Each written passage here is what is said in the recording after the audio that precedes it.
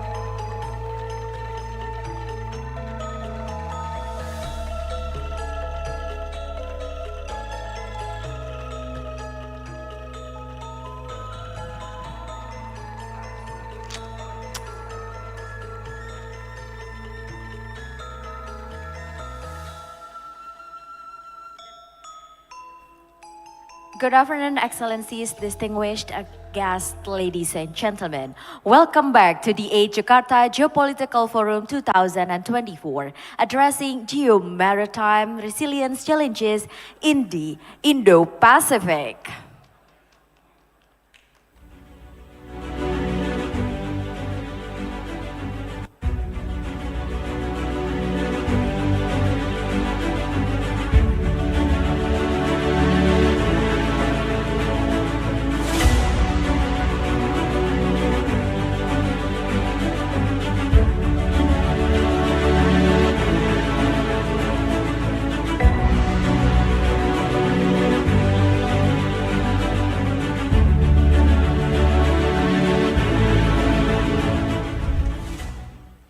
Distinguished guests, ladies and gentlemen, now it's the time for the second plenary session.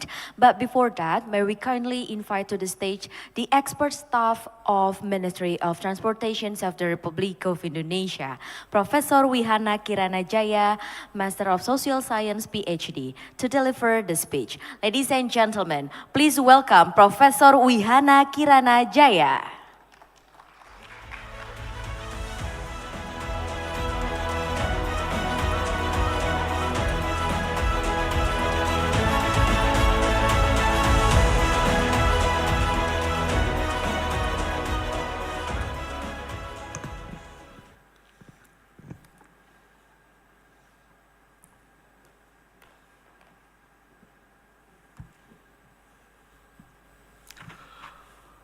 Ladies and gentlemen, thank you very much. Assalamualaikum warahmatullahi wabarakatuh. Selamat siang, Om Satu Namo Buddhaya, salam bajikan. God bless you all. Ya. First of all, I would like to introduce my name is Hana as a special advisory Minister of Transportation, focus on economic and investment affairs. And I also bring my colleagues, Pak Otto, please stand up. He is also a special advisory for Minister of Transportation, focused on financing, and he is also one of the commissioner for Pelindo. Yeah, for Pelindo. I'm one of commissioner for aviation industry, engineering. Well, first of all, Pak Menteri also would like to give appreciate for this program, Pak Eko. He sent me greeting for the program especially, and he has to accompany Pak Presiden and IKN, yeah, especially on development of port, IKN ports. Yeah. This is one of our challenging in the last position for Pak Minister. Yeah. Well, today I would like to share my experience since I was a special advisory, at least almost 7 years. My background is academician. I'm one of the professor from Gajah Mada as a former Dean of Economic and Faculty. Since I joined with the minister, I have a lot of experience. It's difficult for me to to join from academic perspective become a bureaucratic, yeah, too many gaps especially. Sometimes I'm not very, what we call, satisfied my advisory to ministers, yeah. There's different approach sometimes. Well, why this topic very important, especially geopolitics, yeah, under this program. 1 week ago, I joined an minister degree meeting in New Delhi, especially for aviation declaration New Delhi, Asia Pacific. Yeah. One of the declarations support MOT should follow the global rules. Yeah. Global rules means like digital transformation and sustainability transformation.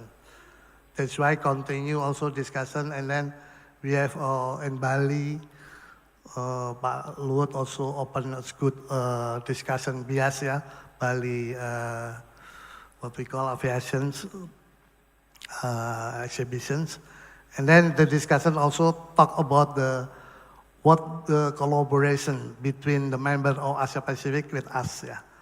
Well, I start with my page 1. Especially, please, page number 1, especially talking about the global landscape. We have 3, actually, the big shifting global landscapes. One is geopolitics. Geopolitics also create geoeconomics. We have not only bipolar, but multipolar, yeah. A lot of groups, Asian, one of the groups, BRICS also one another groups, yeah. North American also one another groups, and European also one another groups. So geopolitics change the geoeconomics, and also the trend of logistic mobility and support, transportation also very important under this landscape exchange. Yeah. That's why I noticed that the blue is economic change. And then the green is also environmental change, sustainability change. We are talking about the maritime industry in Indonesia, and then geopolitics, technology. So a lot of race for us, yeah. That's why MOT prepare the regulation. Sometimes we behave not like a regulator, but also we behave sometimes like an operator as well, yeah. Operator and ports, yeah. Sometimes we also boot the port as well, yeah. So not only focus for the regulation, but also we also conduct our manage the port operators and also the builder, the operator. Like when we continue our SITOL from West Indonesia to East Indonesia, we built many ports, yeah, to connect, to reduce okay, we start from the digital literacy transformation. Very important for us. MOT, Minister of Transportation, introduced some new regulation related to the digital, yeah, digital, like in ARPANET, one of our digital platform to monitor the mobility shape to port and coordinated between shipping company and also port operator, and also with the regulations under some of ministers,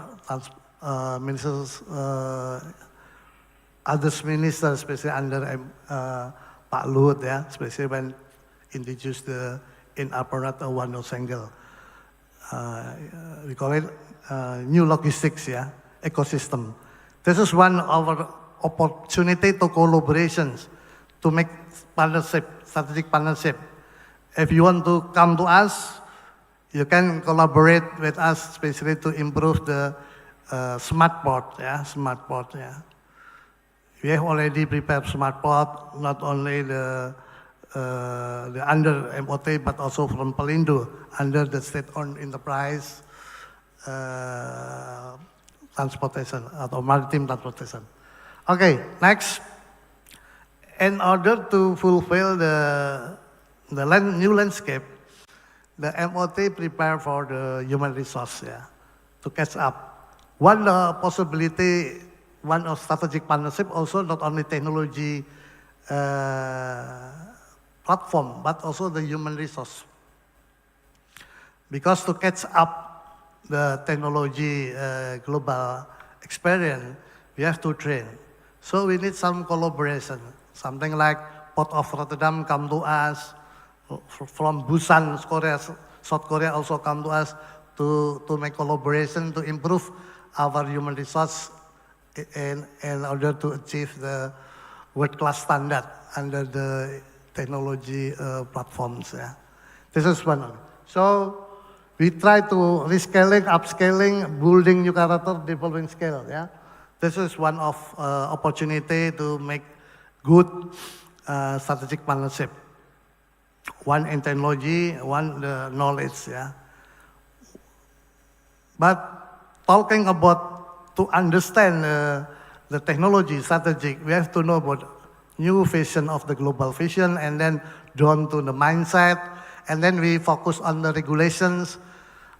After we improve our regulation, we have to improve our business process under technology and sustainability platform, and then we change our organization to big, not efficient, under the technology strategic partnership. Please bring up new artificial intelligence to manage, control the ports there. This is one of the strategic partnership opportunity to make a collaboration between your company, your country, B2B, G2G, or whatever, to increase the upscaling for the digital under artificial intelligence or what platform and strategic. Okay? And also the hybrid scale, knowledge, multidiscipline, new curriculum, essential soft skill, and learning skill. Yeah. Minister always discuss with me, especially, please, in order to fulfill the change of big landscape, digital change, sustainability change, yeah, geopolitical change, we have to create the new mindset. Yeah. After create the new mindset, we try to create the new regulations, and then down to new business process, and then down to new organization, sustainability organization, digital organization, and then down to core competence, curriculums. Yeah. We have to change our curriculums. Yeah. And then down to create the incentive. What kind of new incentive to fulfill the new landscape, the global landscape, especially geopolitical change, and then create sustainability change and digital change. Yeah. Okay, next. And then the third, this is one of the technology that we try to develop. Yeah.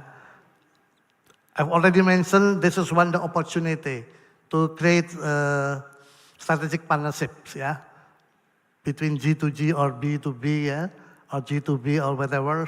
At least start with seaside port and then port and landside. Yeah. We have to create the new digital landscape. Yeah. One of the important our opportunity to create partnerships. Yeah. Because if we don't follow this, it means that digital platform, digital transformation will not create efficiency to manage maritime industry in Indonesia. Fundamentally, we talk fundamentally, Indonesia port is not efficient because not very integrated with three functions. One, transshipment, and the second,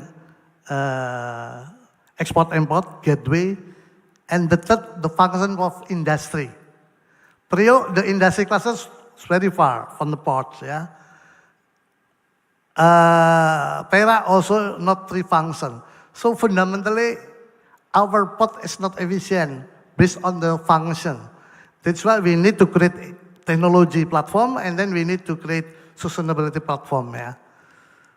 Lamong already use the digital platform to solve the problem inefficiency of port, and secondly, also to reduce use the sustainability ports, yeah, in Teluk Lamong. Yeah. One of the good example, if our colleagues from Lemhanas would like to visit Teluk Lamong and then try to see what the impact of the integration between gateway, transshipment, and industry cluster. Yeah.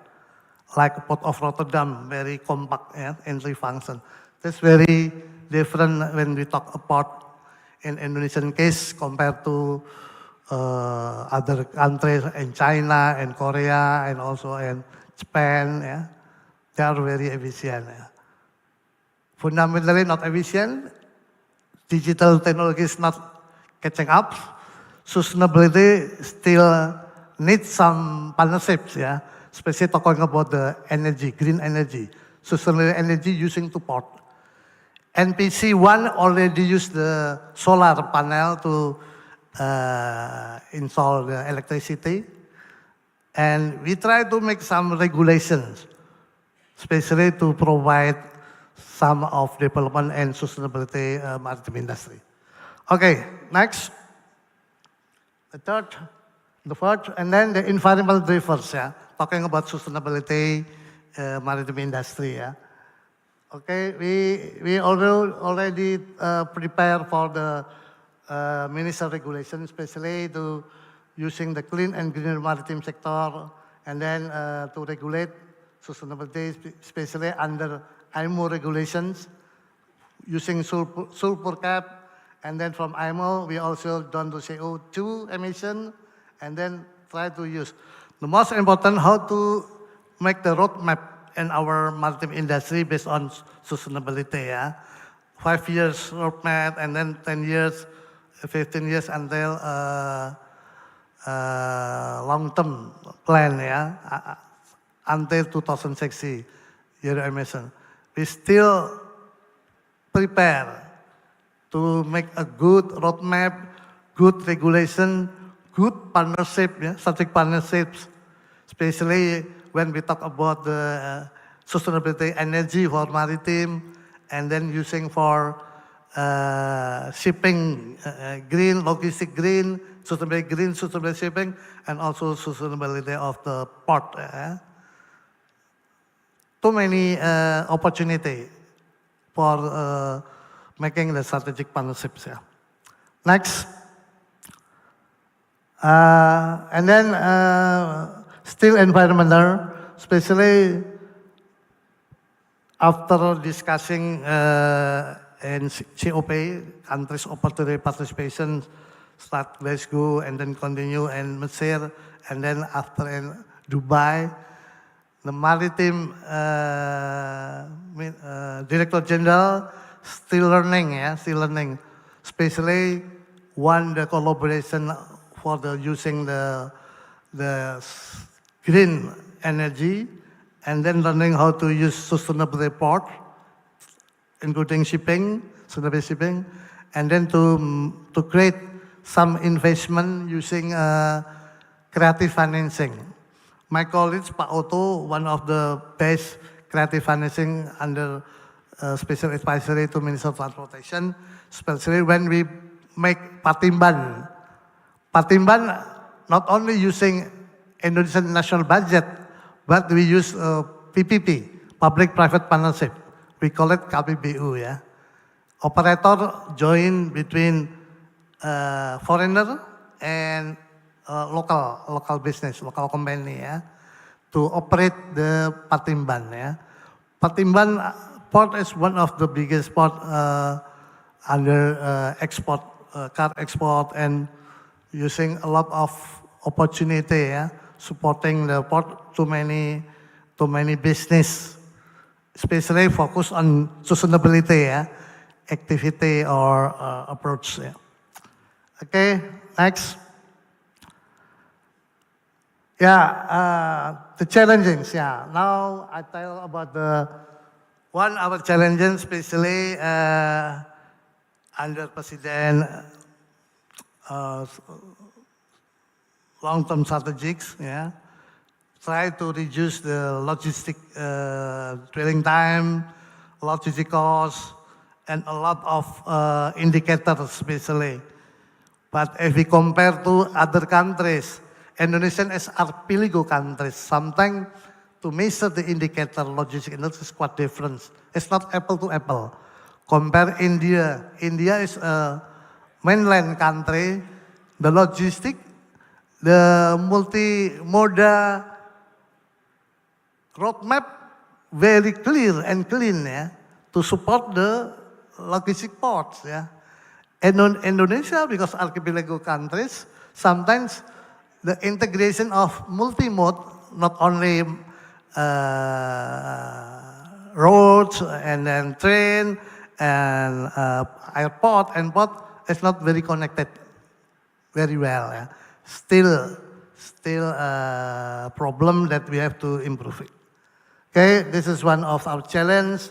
So I hope in the next discussion we'll be talking about the port dominate the flow of containers. Indonesia still improve, still not, still opportunity, provide opportunity to collaboration to make a good strategic priority between us. And then sometimes Indonesian port, especially in the outside Java, not using the world-class standard, yeah. Like if we're talking about the in Labuan Bajo Marina port, Labuan Bajo, sometimes the regulation is very traditional, yeah. And fill the gasoline still very not clear, yeah. Not any enforcement for the government. And then clear make a problem if there's a fire like in Bali. And also we don't have any clear regulation when a big shipping crash in Raja Ampat, yeah. So Indonesian regulation and then overseas regulations under the Asia Pacific collaboration, we have to make clear, yeah. Clear. How the enforcement, yeah. As long as regulation using good enforcement, it means that rule of the game will be clear and clean, yeah. If there is an accident. So we need some collaboration. Yes. Our strategy to make good collaboration and safety maritime. Yeah. One of the challenges for us, yeah. And the third is also the 23 shipping network are connected farming loop network, yeah, farming loop, yeah, still. And then hinterland transport costs Indonesia. Sometimes the shipping cost is very efficient, but when talk in port, a lot of problem, yeah.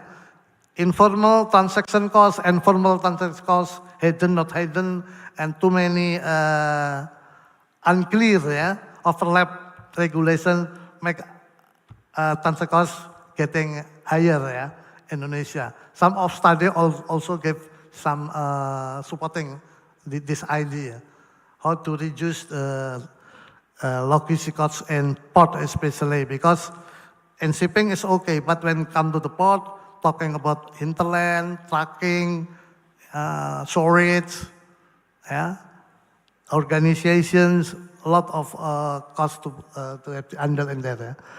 Then domestic freight via land transport, no standardized platform. Okay, next. Yeah. And then what next? Challenging opportunity for our collaborations.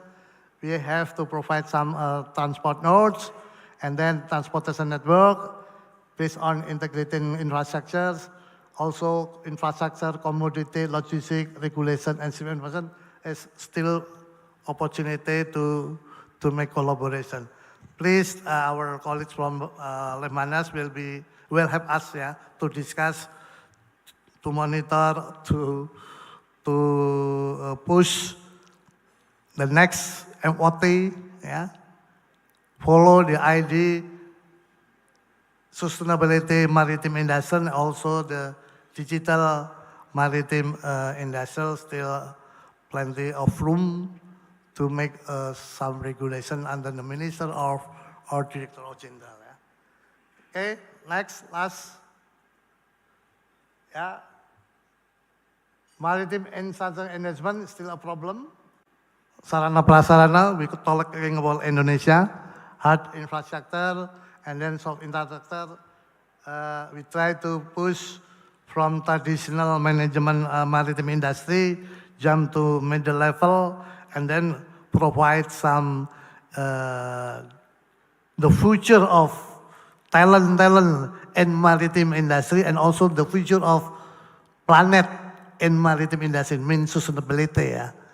Two big issues, still one of our problem, yeah, to catch up and to prepare.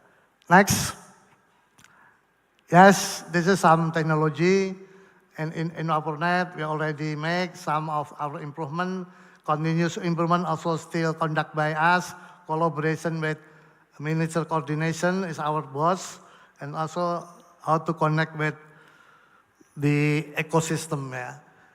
So my point is we need some ecosystem maritime industry. Yeah.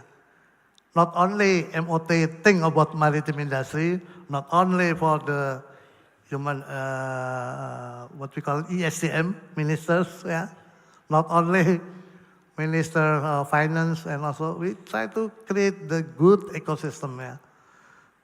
To understand the digital transformation to fulfill the new landscape, yeah, the global new landscape, and to prepare the sustainability landscape for maritime industry to fulfill the new global context. Next. Yes, this is the green port and digitalization. We have to provide the energy. Talking about maritime industry, sustainability, first we're talking about the energy. The energy should be clean, clear and clean, sustainability. Whatever from solar, from hydro, yeah, from wind, yeah. And then after that, talking about the smart mobility for maritime, yeah. Smart, yeah, smart. EV, electric vehicle for the shipping, also the second part of when the energy is clean, yeah. So the process, the energy first, and then the electric vehicle for the mobility of maritime, and then the digital green monitoring, yeah. There's a 3-step that we have to put the thing and to make the regulation to prepare for the next future for Indonesian maritime. Last but not least, next. Yes, this is my academic. Since I joined with Pak Minister, I made 2 books, especially talking about the transportation, and the last is the green sustainability for the leader for Indonesia. Thank you very much. Hopefully my view useful for the next discussion for us. Thank you very much. Assalamualaikum warahmatullahi wabarakatuh. Thank you very much, Professor Wihana. Kindly please remain on the stage to get the appreciation from Lemhanas. Now we would like to invite the Interim Governor of Lemhanas, Lieutenant General Eko Margiono, to present token of appreciation to Professor Wihana.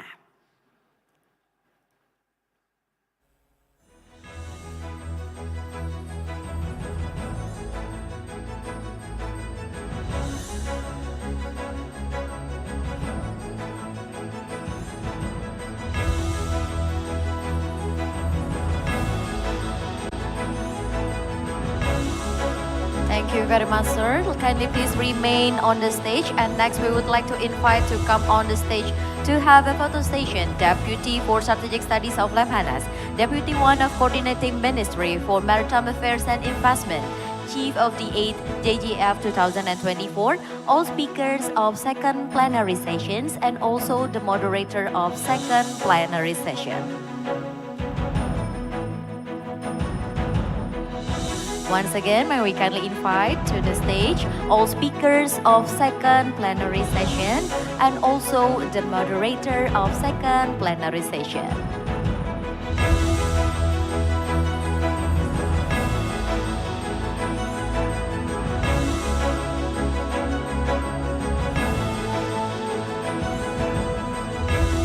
Okay, we'll begin the group photo session. I will count down from 3, 2, 1.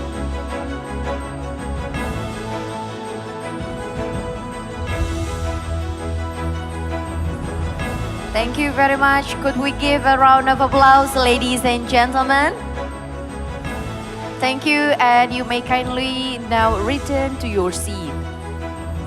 But kindly please remain on the stage to all speakers of second plenary session and also the moderator of second plenary session. Ladies and gentlemen, proceed to the next agenda. And now is the second plenary session with the theme Strategic Partnership for Sustainable Maritime Industry. To guide the plenary session 2, it is our honor to introduce our moderator of second plenary session, Assistant Deputy for Maritime Law and Agreements at the Coordinating Ministry of Maritime Affairs and Investment, Mr. Radian Nur Cahyo. He got Master of Law from Faculty of Law of Canberra University in Australia. He also attended various international courses and conferences. Without further ado, please welcome Mr. Radian Nur Cahyo.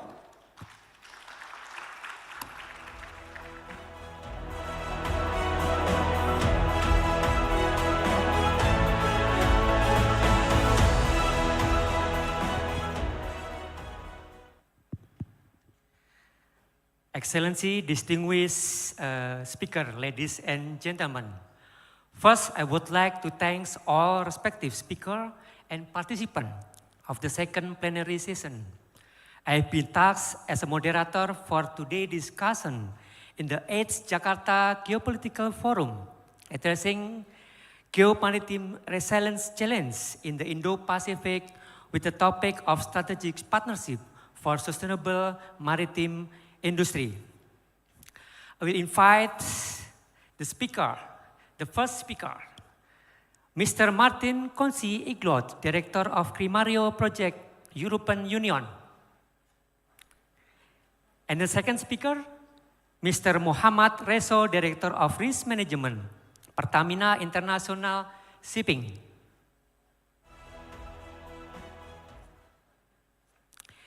The third speaker, Mr. Jacob Simiski, Business Development Manager, EFA Group. And then the fourth speaker, Mr. Rene Pil Pedersen, Managing Director, EP Moller, Singapore, Max Line Singapore.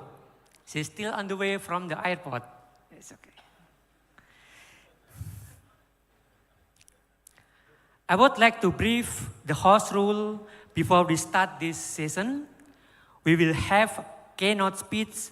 I think we just hear the keynote speech from the Minister of Finance. When we hear the keynote speech from the Minister of Transportation, it's a lot of opportunity for us to understand the opportunity to partnership each other, especially partnership with Indonesia. We have opportunity in partnership in infrastructure like digitalization, green ports, connectivity, logistics, and also system information. So, in detail, we will discuss with all the speakers about the main what mentioned by the keynote speaker from the Ministry of Transport. So, for the first speaker, I will give opportunity for Mr. Martin Kosi Inklots, Director of Crimario Project European Union. The proposed topic is interconnecting the maritime domain. Please, speaker, time is yours. Mind if I move it to the side of the mic? Yeah, thanks. Thank you very much. Your Excellencies, distinguished participants, ladies and gentlemen, it is indeed a pleasure and an honor to present Crimario and its tools in this very majestic setting, and I would like to thank Lemhanas and Kemenko Marves for this kind invitation. So what is Crimario? Crimario is an EU-funded project established to promote regional maritime governance in the Indo-Pacific region. It does so by supporting its partners enhance cross-sectoral, cross-regional cooperation to try and break down those silos and bring actors together. To do this, the project has experts, tools, and funds that we place at the disposition of our partners. The EU does this because at the end of the day, safe and secure trade routes are in the interest of all. And through this presentation, I hope to build what was presented this morning when we heard about whole of nation, regional cooperation. Now we are aware that the global shipping industry is the backbone of international trade, responsible for transporting over 90% of the world's goods. We also know that the maritime industry faces numerous and significant challenges that threaten its efficiency, safety, and profitability. These challenges include maritime security threats, operational complexities, regulatory compliance, costly technological advancements, economic pressures, and geopolitical risks. Addressing these challenges requires industry and governments to collaborate through a multi-stakeholder approach, ideally by exploiting common and advanced technological solutions that facilitate connectivity. Because the European Union and its partners are dependent on the seamless flow of trade across oceans, the EU has funded the development of IORIS through the Cremario project. IORIS being the abbreviation for the Indo-Pacific Ocean Regional Information Sharing IT platform.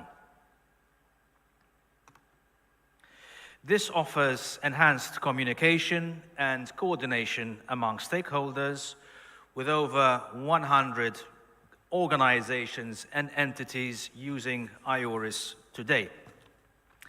These are from over 45 countries. So what is IORIS? IORIS is a neutral and secure web-based tool which supports the consolidation of the highly fragmented maritime domain that involves a wide range of stakeholders such as ship owners, charterers, safety and security authorities of flag states and regulatory bodies.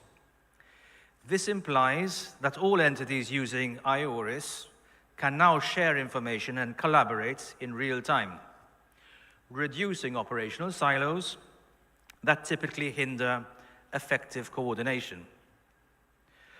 Through IORIS, shipping companies, government authorities, and agencies can now exchange information in a secure and compartmentalized manner, assuring that commercially sensitive data is protected. This is encouraging shipping companies to share information about security, routing, and operational vulnerabilities despite competition, thereby enhancing collective efforts to address security threats. And I hope to showcase how IORIS offers stakeholders the ability to mitigate arising threats and challenges, to enhance maritime security and safety, and potentially accelerate port access and logistics processes in certain countries. So how does IORIS support shipping industries address maritime security threats? Piracy and armed robbery remain a persistent threat, particularly in high-risk areas, such as the Indian Ocean and the Celebes Sea. In the former, modern pirates have become more sophisticated and better organized in carrying out their attacks. But fortunately, Coast Guards, navies, and industry now communicate discreetly and in real time through IORIS. This enhances situational awareness and enables quicker response times, thereby reducing the risk of piracy, as we have seen earlier this year, when the platform was used extensively to share information about piracy threats recommended transit corridors, and ship protection measures.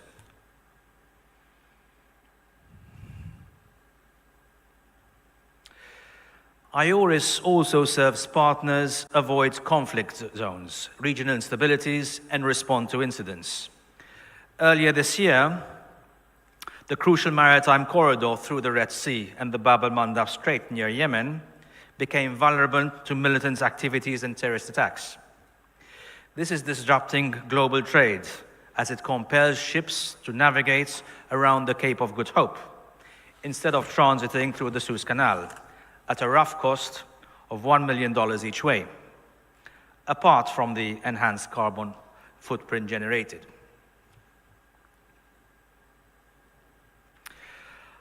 IORIS is allowing for discreet and secure communications between a good number of merchant ships and warships, helping to coordinate defensive and reactive measures to facilitate safer passage through volatile areas. This is already practiced by the French Navy with commercial shipping, as you can see on this slide. With increasing reliance on digital technologies, shipping companies are vulnerable to cyber attacks that could disrupt operations, steal sensitive data, or cause significant financial losses. IORIS is more secure than most other systems, as it offers an encrypted means through which documents can be exchanged. In time, we hope to offer IORIS users at sea the ability to receive information about regional cyber threats such as GPS, GNS interference, and spoofing.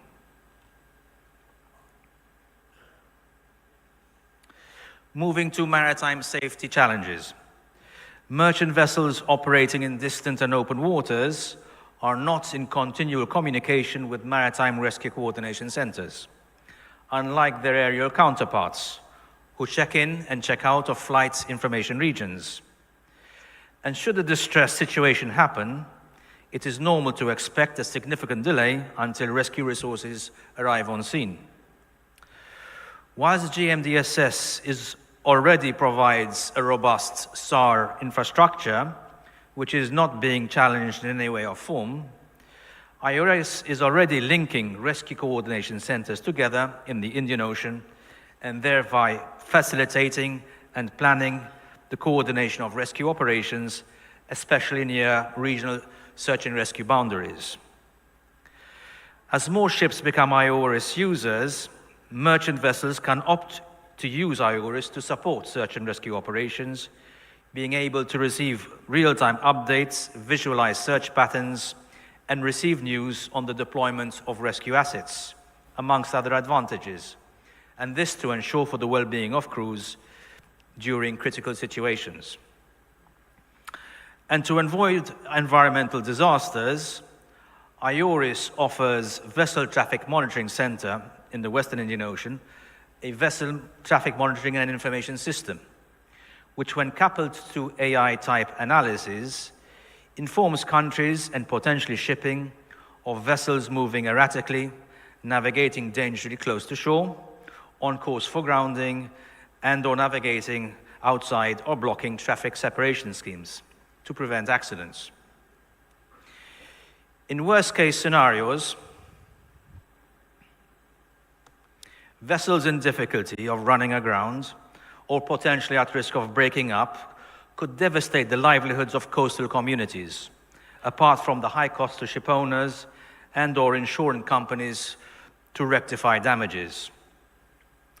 If the worst had to happen, IORIS could serve as a coordination tool to manage situations and minimize the ensuing environmental damages. This is actually happening now as I speak in the Red Sea, as salvage efforts to save the Greek-flagged motor tanker Sunyon, that is transporting 900,000 barrels of crude oil,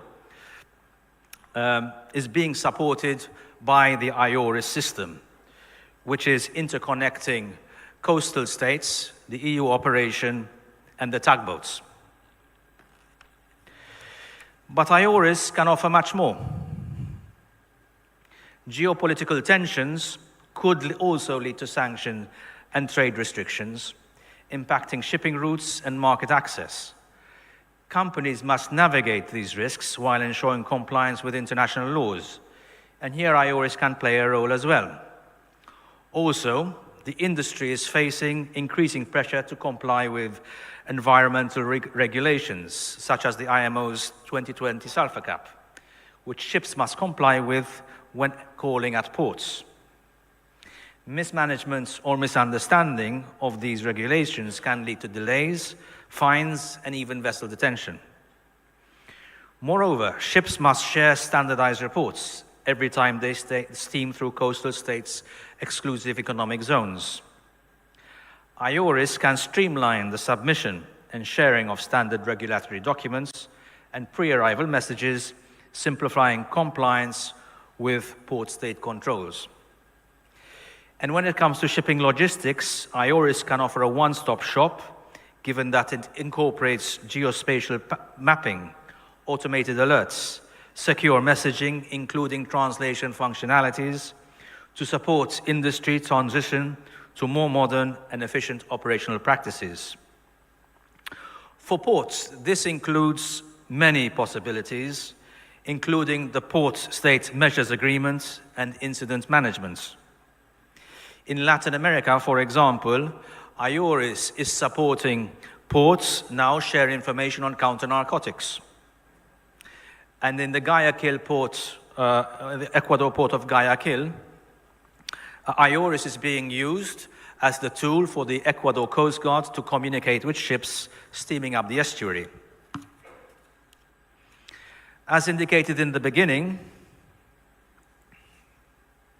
the development of IORIS for whole of government use, and now whole of nation, was sponsored by the European Union, which also procured licenses for all countries in the Indo-Pacific, also providing cost-free training to users. Cremario, through IORIS, also supports multinational exercises dealing with safety situations at sea, such as the Indian Ocean Navy Symposium exercise in the Indian Ocean, which took place in 2022 and 2023, involving all navies in the region. Allow me to underline that IORIS is not an EU system, but an EU-funded system for the region, because we all stand to gain from safer and more secure trade routes. And so active users form part of the IORIS Steering Committee, which meets annually at a high-level meeting. Subsidiary to the high-level meeting is the Policy Board and the operational, technical, and legal working groups that convene in between. In the IORIS Steering Committee, there are over 100 organizations and entities from over 45 countries and regional organizations. And together, we define the future of IORIS policy, development, and operational aspects. Partners include navies, coast guards, maritime and fisheries authorities, and to a lesser extent, police, ports, immigration, and customs authorities. To conclude, the IORIS platform has been tried and tested since 2018 and is now a powerful, cost-effective, and neutral and secure tool that addresses many of the challenges faced by the global shipping industry. By expanding its use among maritime stakeholders, IORIS will continue to play a crucial role in improving maritime security, streamlining operations, and supporting compliance and regularity requirements. This will support industry as it continues to evolve and face new challenges, making IORIS an essential component for the safe, efficient, and secure functioning of the maritime sector. Please do not hesitate to approach me during the conference if you'd like more information of how you can join this initiative. But I also wanted to inform you that outside the hall on the right-hand side there is a stand where we have several brochures about the IORIS tool. I thank you for your attention.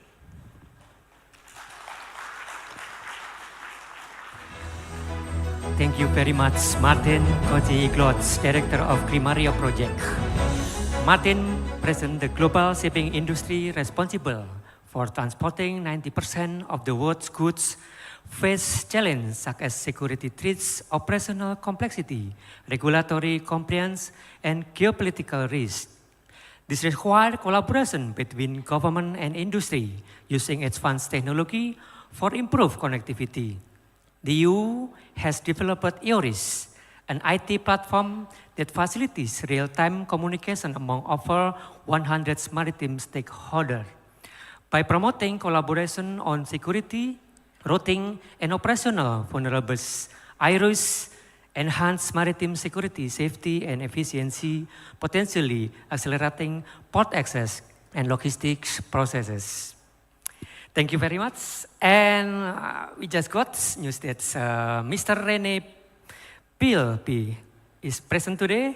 We invite to come to the podium, please.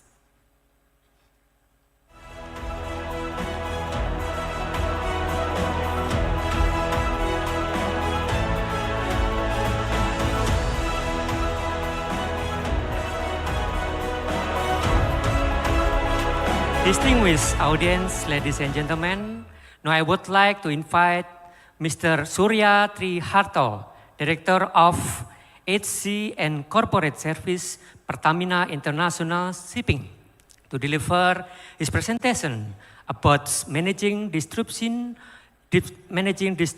for sustainable shipping challenge in the maritime industry. The stage is yours.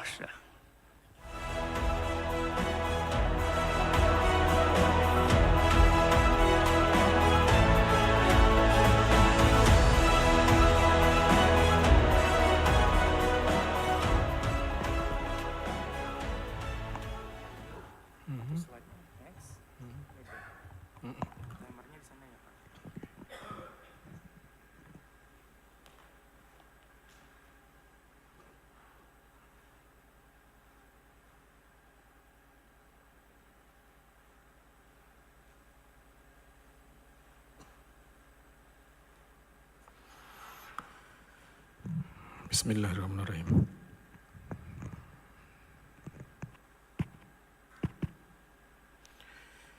Good afternoon, Your Excellencies, Lieutenant General Margiono, Acting Lemhanas, respective guests, and ladies and gentlemen. It is an honor to stand in front of you all to share some information about us and our commitment to support the maritime industry with the sustainability initiative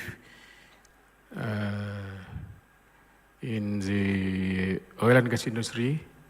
And also, I want to emphasize you also, as a supporting of oil and gas industry, we are actually a transportation company. So allow me to introduce myself first. My name is Surya Triharto.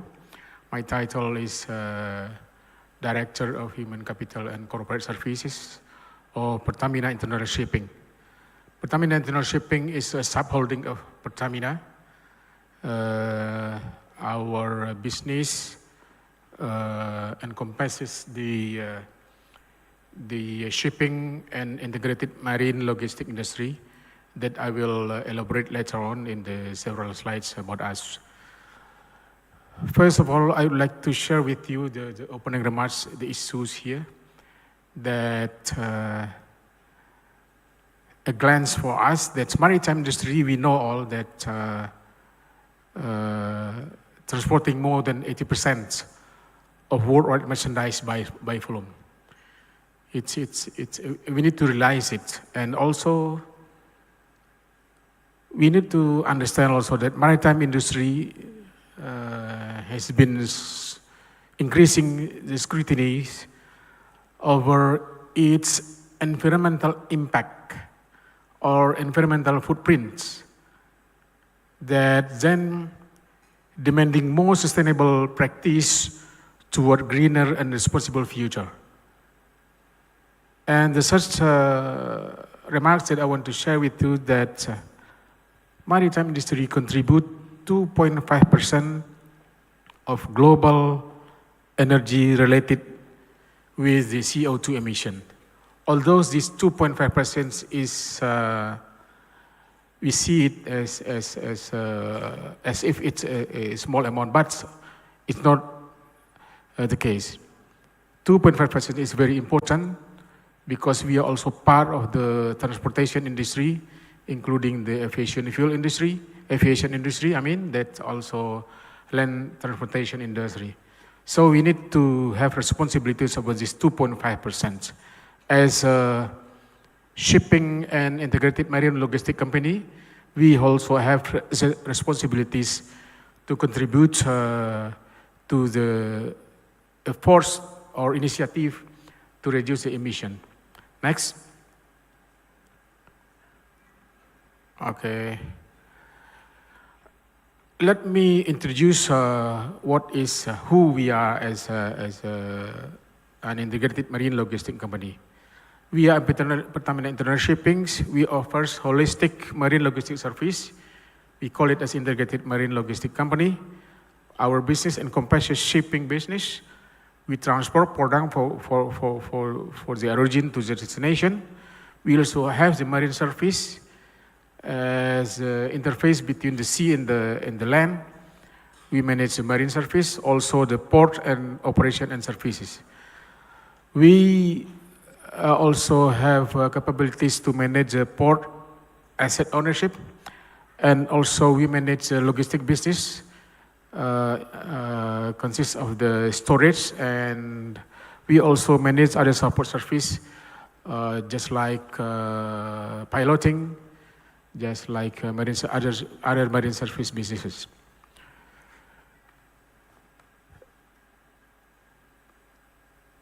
In the past, we were an operational function of Pertamina, that we support the provision of the capabilities of sea transportation for Pertamina products. That consists of petroleum products, including oil and gas.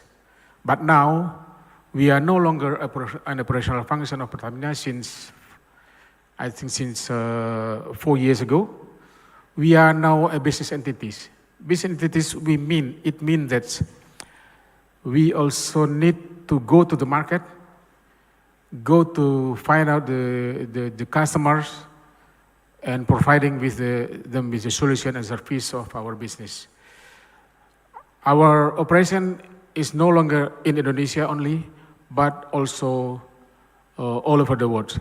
We have now at least 63 fleets operating all over the world with at least 60 international routes. In terms of Indo-Pacific, you can see that we operate also in Japan, Korea, even also the Papua New Guinea, as well as Fiji, Vanuatu, and Solomon Island, also Australia, and also we have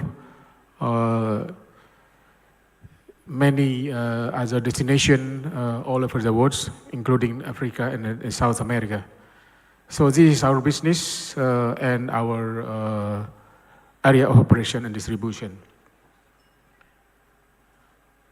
In terms of, as I told you before, that maritime industry contribute 2.5% of global energy-related CO emission. We can see here that the biggest part is the power. Power mostly contributed from, we know all that's from coal, maybe.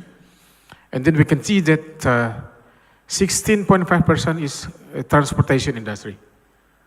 We separate the 2.5 into the maritime industry. So if we include the 2.5 to 16.5, it means that transportation industry contribute at least 19 to 20% of energy-related CO2 emission in the world.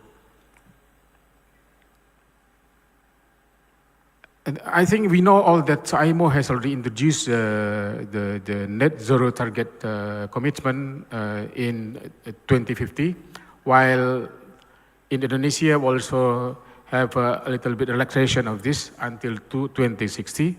But the point is that we can see here from the trajectory, of the global shipping emission, if we do nothing about the global shipping emission, the trajectory will be the dotted lines. So if with the current CVF, the trajectory will be the yellow lines. But we need to have a commitment to achieve the net zero target in the 2060 with the green lines. This is our commitment to also involve in the achievement of these net zero targets, regardless any relaxation we considered in Indonesia. But because we are operating now not only Indonesia, we need to also have a full commitment to achieve the net zero target in 2060 as introduced by IMO, International Maritime Organization. So what we have been doing so far in Pertamina and also by us in Pertamina International Shipping as a subholding of the Pertamina as our ultimate parent company. So we know that ESG is abbreviation for environmental, social, and governance. We have at least 10 major initiatives, but for the today discussion, we will address only for environmental initiative. That there are at least 3 primary environmental initiatives we have been doing so far. First one is addressing the climate change. The second one is reducing environmental footprint and protecting biodiversity. My materials in the shipping, in Pertamina International Shipping later on, will be focusing in at least at 1.1 of 2, addressing the climate change and reducing environmental footprint. Reducing environmental footprint will be more emphasized in my sharing later on. So, in terms of the strategic planning of our strategic aspiration, we have already put in our initiative that our aspiration is to become a global leader in shipping and marine logistics, at least in terms of tanker company. We are the 4 and 5 biggest company in the world because we have more than 200 fleets. We manage all over the world for tanker operation, and almost 400 as an additional of the small vessel we use for interland transportation in Indonesia as well as for marine service. So we manage almost 400 vessels in our operation. In relation with sustainability, our strategy, there are 4 strategies we want to introduce. Number 1 is operational pattern efficiency. It will be more about how to reduce waiting time at the port, and then speed reduction, speed management of the vessels, also voyage optimization in terms of the consumption of fuels, the economic speeds management, as well as capacity utilization. Then also we have managed also so far in terms of fleet design. We do gradually to ensure that we have green design for our new built ship. Also, we buy several ships also, and we make sure that we have the specification that meets our aspiration to become more contributive in terms of reduction of the emission. We also have initiative on alternative fuels, but we will see later on in my next session today that this the most impactful initiative. But this is also the most formidable challenges in our initiative to reduce the emission because of what? Total cost of ownership that will be elaborated more later on.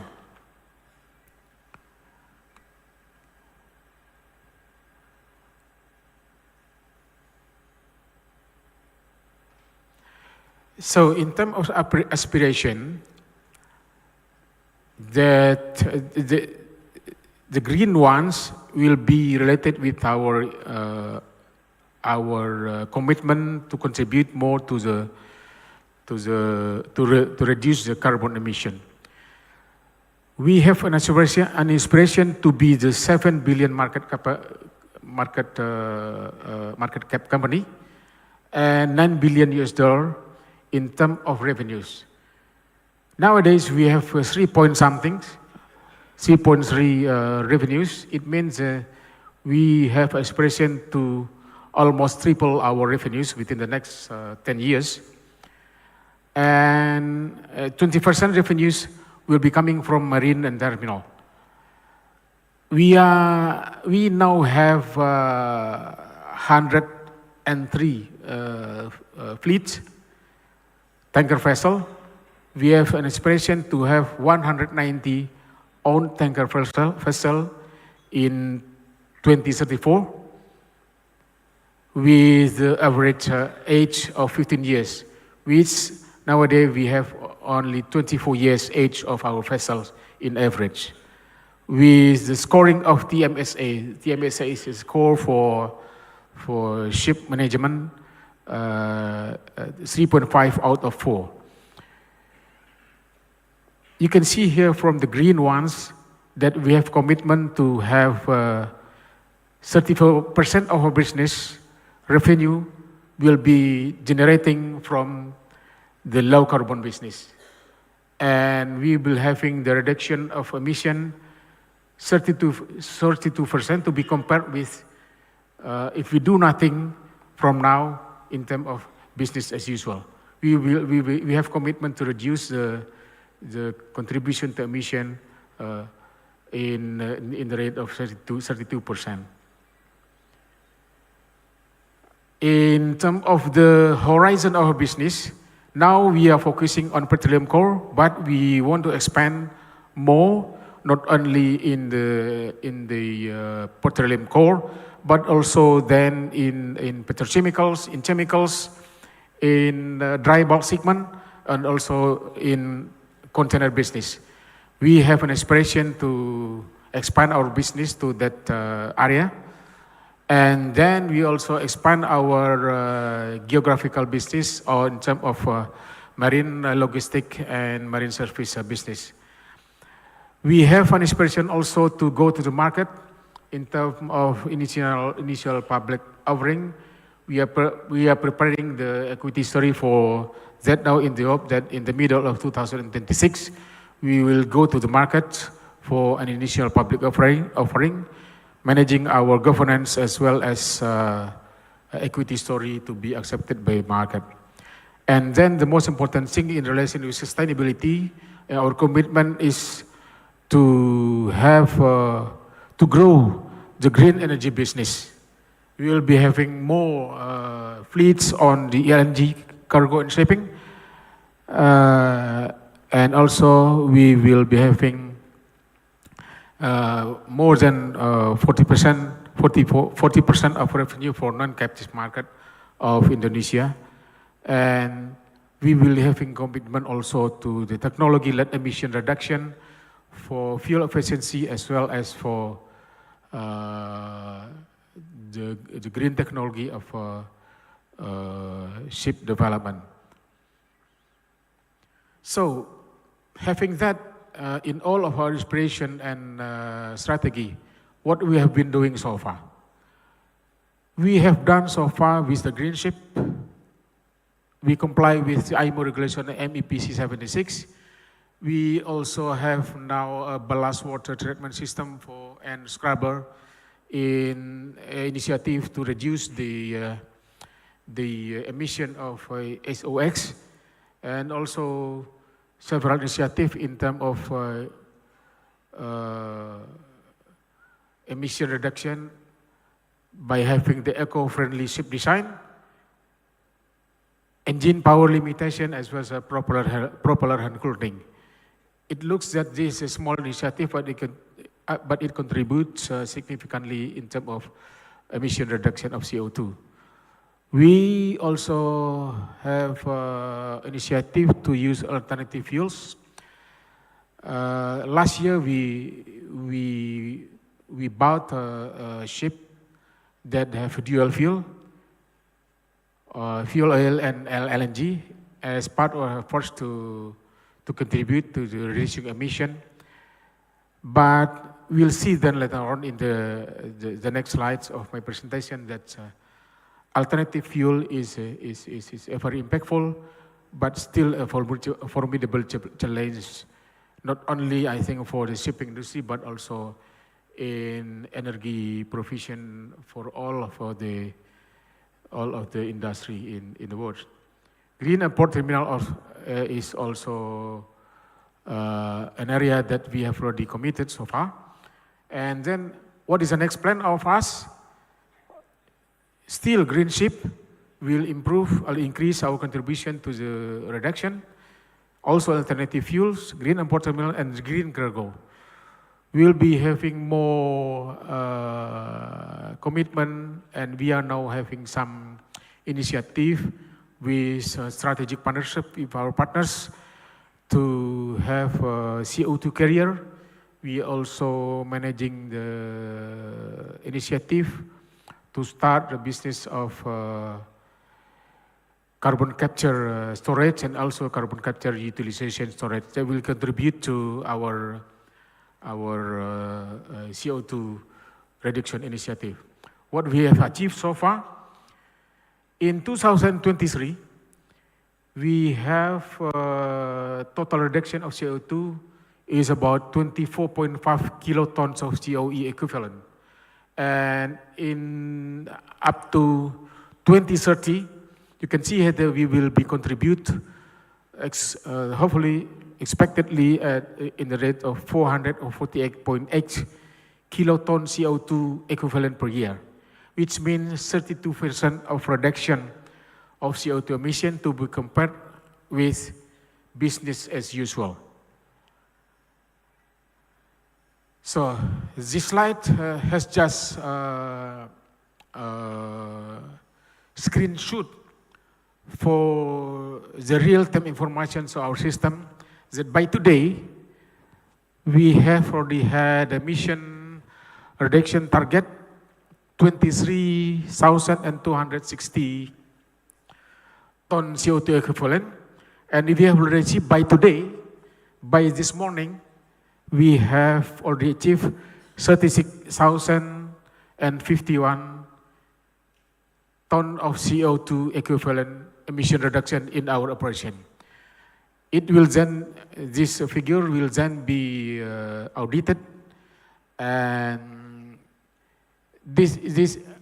I show this slide to show also us with our commitment to keep aligned with the aspiration to contribute to the emission reduction in the world. There are at least 77 initiatives we have. We show here the 4 top tiers of initiatives that contributes almost 75% of all the initiative. You can see here also the category of GHG emission reduction, and also the scope 1 emission and scope 2 emission. Most of our initiative contribute to scope 1 emission as a Paris initiative, and also you can see here the GHG emission reduction initiative based on the type of initiative we manage. So I show these slides just to show all of the audience about our initiative, our commitment to contribute to the emission reduction of CO2, and how does it look like by today. Mr. Surya. Lastly, minutes okay. remaining. Lastly, just to emphasize that, as I told you, that the most important initiative, the most formidable challenge also here is the total cost of ownership of using the alternative fuels. Today's fossil fuel is still the most economic fuel in terms of total cost of ownership. So the most formidable challenge in the future is how to reduce the total cost of ownership of the alternative fuel itself that can beat then the economies of scale and also the cost per equivalent units of the fossil fuel itself.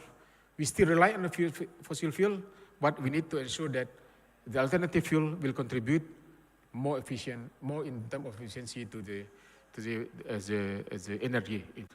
That's all my sharing today, in the hope that we could have the feedback from the audience. Thank you. Thank you very much, Mr. Surya Triharto, presenting managing description for sustainability in the maritime industry.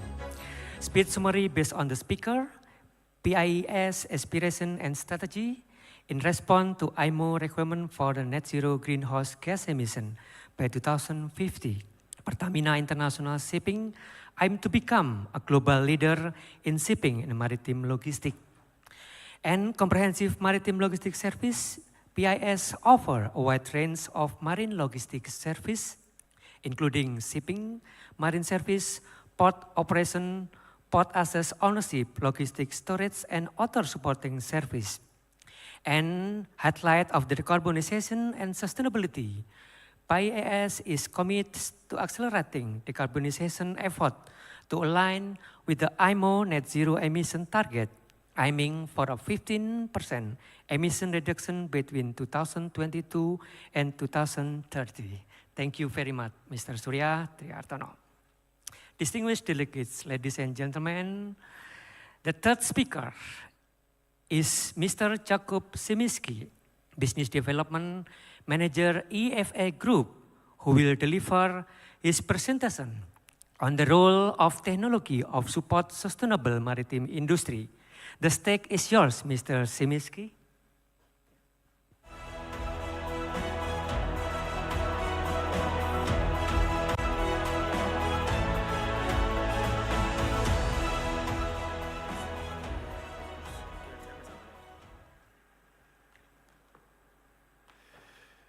Hello everyone, I'm Jakub Similski from EFA Group Skitalis. I am a business developer manager, and it is a true honor to participate in the 8th Jakarta Geopolitical Forum and engage with those passionate about the international maritime industry, a foundation of the global economy, and we are grateful for our presence today, and we will make your time meaningful.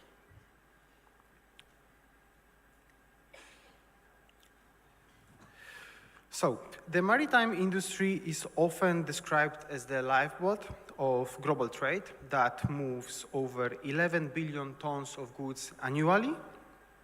According to the International Chamber of Shipping, ICS, this accounts for around 90% of world trade, with over 50,000 merchant ships transporting diverse goods. The industry has evolved through technological challenges and geopolitical advancements, aiming for safer, secure, clean, and efficient global market sector. The challenge of ensuring maritime security is multidimensional. Advanced technologies have revolutionized the industry, enhancing efficiency and security.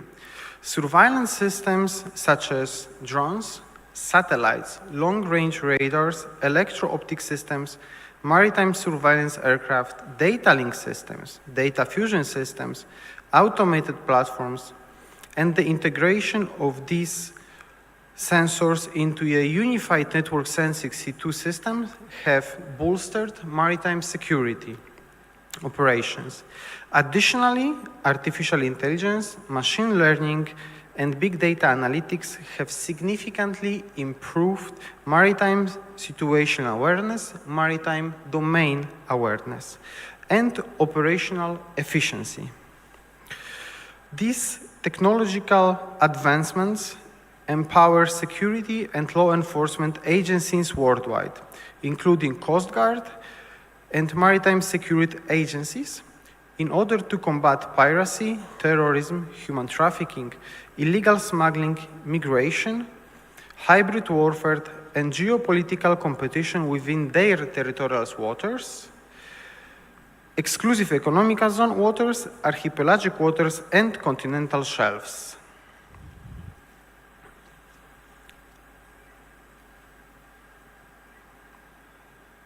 However, many maritime and security agencies and law enforcement agencies, they face significant challenges, not due to the fact the lack of the resources or surveillance systems, but due to the fragmented command and communication capabilities. These agencies often operate multi-command and control centers with limited interagency coordination and fragmented communication network, reducing their overall capability to approach incidents quickly and swiftly and effectively.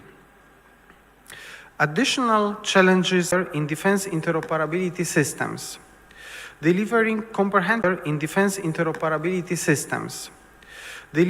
comprehensive solution to address contemporary maritime issues. Skitalis offers the following programs. MIMSI2, it's a command and control center for the national level that allows to communicate between different agencies in real time and speak in the same language. Universal in Systems is a force multiplier that allows to send and monitor the data, manage and disseminate of processing digital information, creating a unified tactical picture. That means that everyone who has access to the link can see exactly the same what the other agencies are seeing, and then they can take the better, the more reliable decisions. For example, we deal with the situation where a frigate is somewhere at the sea. That frigate, it detects by its radar an object that is, let's say, 30 nautical miles further. Nearby, we have also a marine police, which is slightly closer, but they don't have such a sophisticated radar. When they have ULS system, they can speak to each other directly, and they say, hey, I see that actually your vessel is only 5 kilometers away from the threat that we have detected. Could you go there? Could you see? Could you assist what is happening? And that allows you in a faster response, and also it allows user to save millions of dollars in fuel, because it's way cheaper to send an 80-meter ship to examine, collect the data, or send even a drone, instead of sailing a ship that is 100 meters long. On top of that, we can provide a national data link, and this is a language that will allow a nation to speak, or the different agencies to speak in the same language in a secure manner in real time. On top of that, we have MIMS Naval, which is a tactical mission system that generates a common tactical pictures and enhances capabilities in maritime surveillance, anti-surface, VBS, which is Visit Board Search and Seizure, and Special Operations. On top of that, we have, in addition to that, we have MIMS Airborne. This is a state-of-art mission system that creates also a common tactical picture that enhances maritime domain awareness. This system is put on a aircraft or a drone. It goes to an area very quickly, it assesses what is happening, and it helps to respond in a correct manner. Then we have MIMS Ranger, which is a tactical solution for dismounted soldiers, for special operation teams that are very often maybe not the first, but the most important responders to a threat. They actually know where they are all the time. They receive data from the radars, from satellite systems, from command and control. When they go to the operations, they know what they expect and they know what they should do and how they should do it. These solutions are actually not a mere proposal by our company. It happened that here in Indonesia, a couple of months ago, we have delivered a program called System Interoperability Kodal, which is for the Indonesian Armed Forces. It is for the joint operation of Army, Air Force, Navy, and the Ministry of Defense.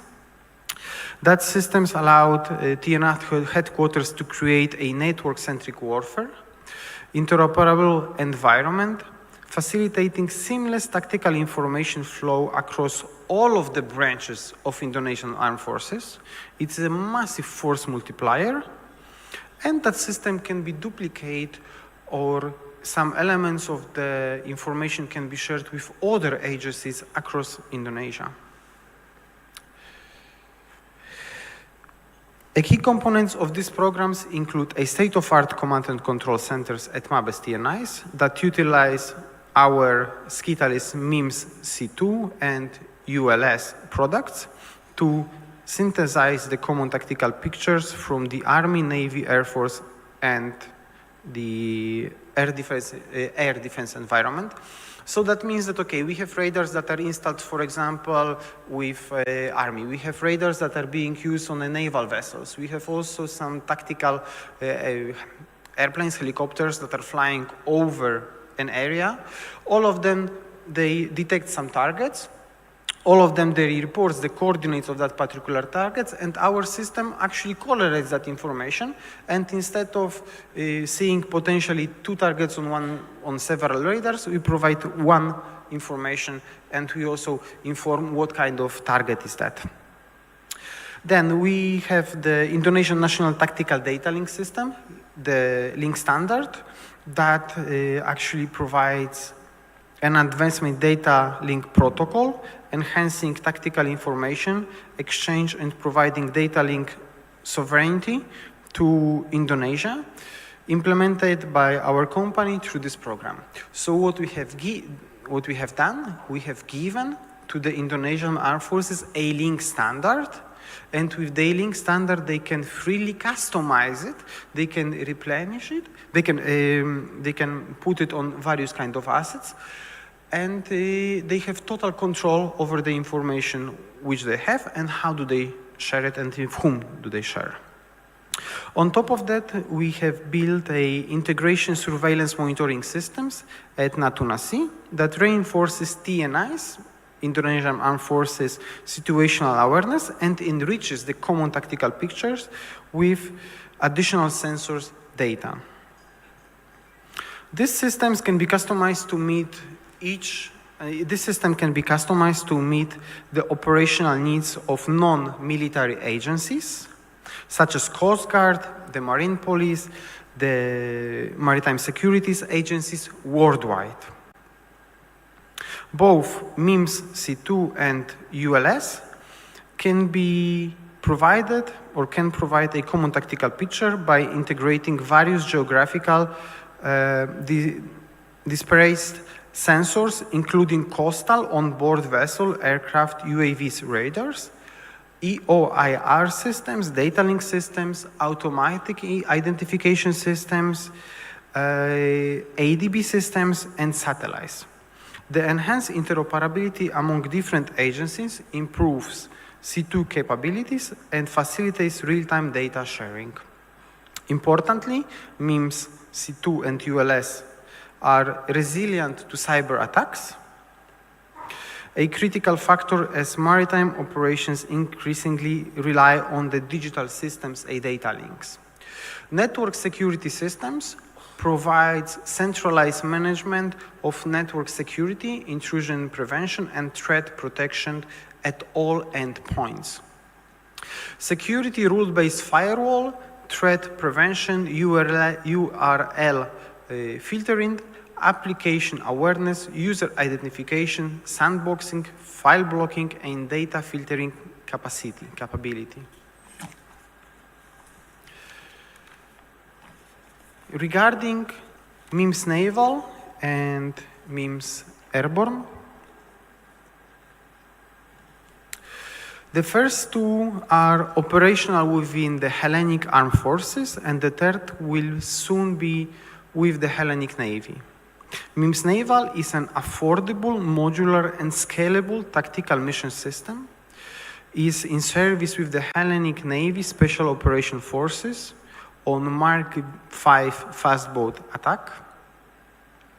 The system provides tactical situational awareness and C2 to the crew, supporting a wide range of missions such as reconnaissance, patrolling, policing, interdiction, CSAR, which is combat, search and rescue, ISR, intelligence, surveillance and reconnaissance, information gathering, and special operations support. Furthermore, MIMS Naval offers common tactical picture sharing, real-time command and control, and real-time tactical information and video exchange between tactical units and video exchange. So we are sending a team. The guys, they don't have to actually use their radios and report what they are seeing, because through the technology, the operators from the C2, they know exactly where they are, and due to the fact that they are equipped with drones and the tactical cameras, they video stream the situation that they are facing in real time to a command and control facility which could be potentially thousands or hundreds of kilometers away. The Hellenic Navy Special Forces vessels are equipped with MIMS Ranger, that's enabling Special Forces teams to maintain situational awareness during the amphibious or maritime operations.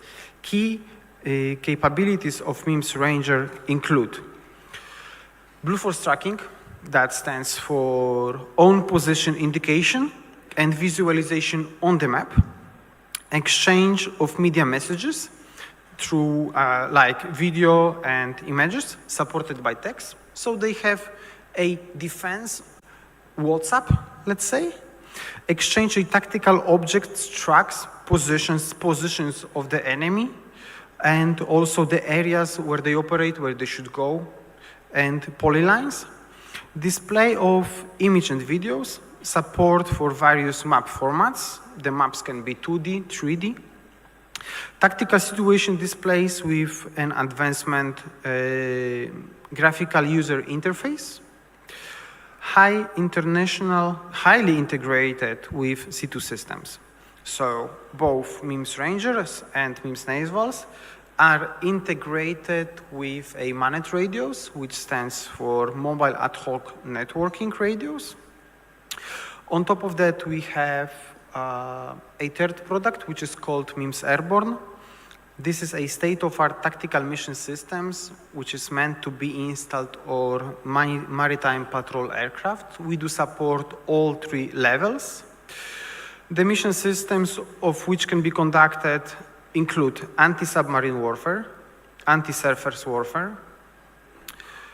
It also integrates and manages sensors such as SAR, ISAR radar, EOR-IR, ESM, ASW, ACINT, weapon interface, anti-submarine warfare suite, self-protection systems, data links, various radios terminals, UHF, VHF, HF, IFF, AIS, ADSB transporters, and navigation systems.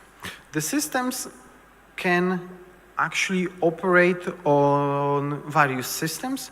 It can be either Windows or Linux environment. This is a decision of our client. Then it operates on modular workstations that allow to be changed within minutes between different operators, between different ranks.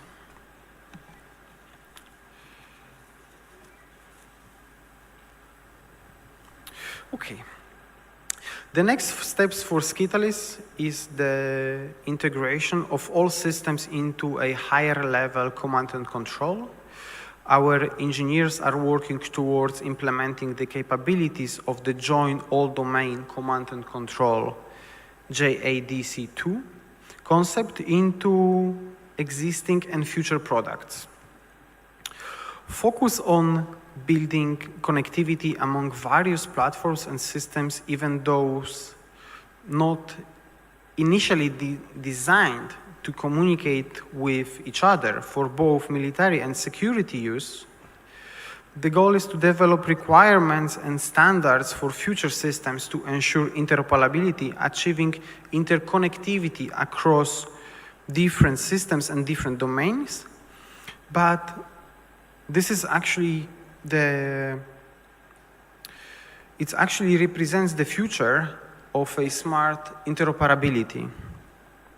Skitally designs and develops and delivers solutions tailored to the end user needs. Our core policy is to invest in capacity building for personnel and the local defense industry, as demonstrated in Indonesia. We are committed to understanding our customers' needs, providing solutions that not only support them, but also benefit on the long run. We are providing the standards, we are teaching the personnel how to use, how to deal with the problems, how to fix the problems when they occur, and we also bring some level of, or we help with industrializing countries to some extent through offset programs. Our clients, including the armed forces of the country hosting these events, this conference, and this is actually our best testament to our effective work and partnership culture. I would like to thank you for the attention, ladies and gentlemen.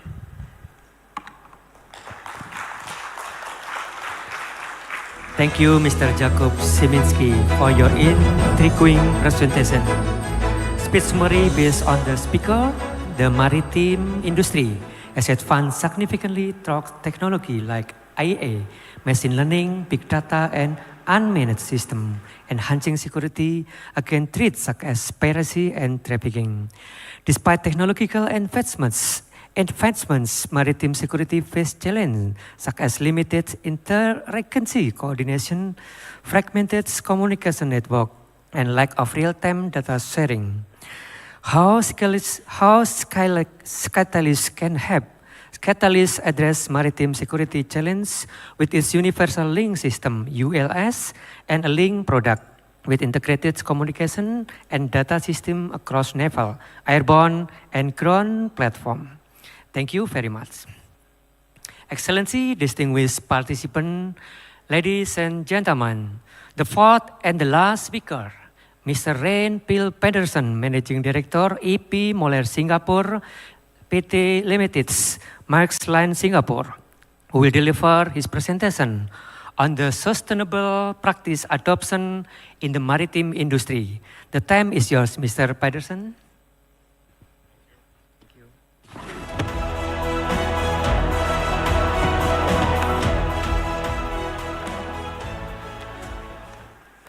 Does this on? It's on, okay.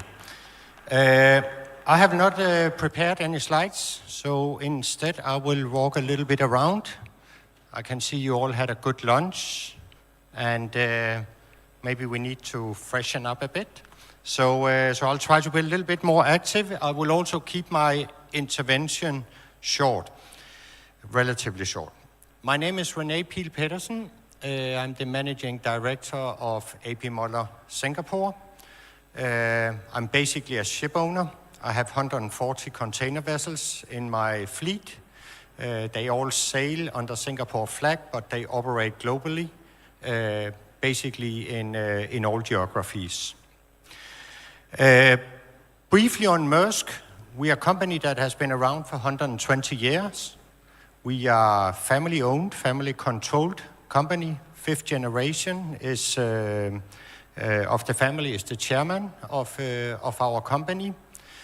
We are originally established in small, tiny Denmark in Scandinavia, small country with 5 million inhabitants. But today we are a global company. We have 100,000 employees. We have 700 vessels in our fleet. and we operate more than 70 ports around the world, basically in all geographies. Here in Asia, we have port terminals in Malaysia, in Thailand, in Vietnam, India, Japan, China, and a few other places. Finally, apart from being in shipping and in port terminals, we are also in logistics. We are on the land side. So we operate and own land transport. It can be trucking, it can be rail, it can also be last mile, small three-wheelers in countries like India. We have our own cargo planes, we have warehouses, we have logistics hubs, cold storage, etc. So we are what we called an integrated logistics company. My colleague from Pertamina mentioned that shipping is emitting around 2.5% of the global greenhouse gas emissions. But actually, if you look at the total supply chain, we are closer to 11%, because very few goods are just being moved from port to port. Often they come from some sort of inland destination and end up in another inland destination. For some products, they will even end up several times in the supply chain. You know, if you tear a pair of Nike shoes, you will see them wherever you buy them. You may see they were produced in Vietnam, and they may be consumed in the US or Europe or here in Jakarta. But actually, a pair of Nike shoes will most likely has been 2 times around the world before you actually find them on the shelves, because it's many products that are combined. It's textile, it's plastic, it's a lot of things. So it's a long supply chain. So when we talk about CO2 emissions in our industry, it's not just the 2.5% that we focus on, it's actually the 10-11%, because that's the challenge that we are dealing with. My colleague from Pertamina also mentioned that the target to be at zero emissions level for Indonesia was 2060. IMO is 2050. In Maersk, we aim at 2040. And it's not only for shipping, it's for the entire supply chain. It's for my port terminals, it's for my warehouses, it's for my trucking, it's for everything. So it's a huge task for a company like ours. And it adds a lot of complexities to me and to my colleagues' life. So why do we do it? We do it because it's in our DNA. As mentioned before, our company has been around for 120 years. We want to do good, we want to contribute to society. We also want to make money, because otherwise we are not here tomorrow. But basically our foundation, the mission we have as a company, is to do good. Decarbonization, that is something that are demanded by the people on the street, all our fellow citizens. Also in this part of the world, we have experienced extreme weather. I just arrived from Vietnam this morning. If you go to North Vietnam, you will see a lot of trees that has fallen over after Typhoon Yagi, the strongest typhoon for many decades in Vietnam. Here in Indonesia, from time to time, we experience flooding.